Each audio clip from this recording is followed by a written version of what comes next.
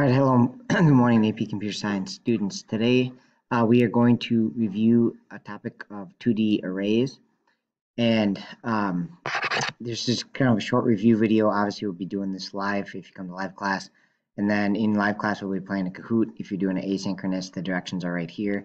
These do have some questions about array lists and 2D arrays, which is kind of the next 2 days, right? We started those topics first semester, but they're pretty important topics, so we're just going to go over them one more day.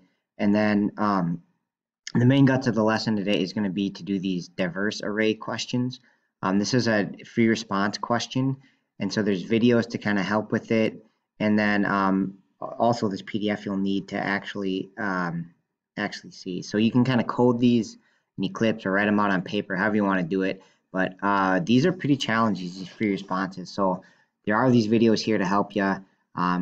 The first few times you do them, they're kind of tricky, but you'll get better as we get more practice with them, preparing for the AP test.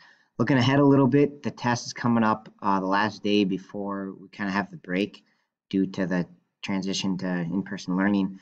So Wednesday the 10th will be the Chapter 6 part test 2. All right, that is it. Have a good day.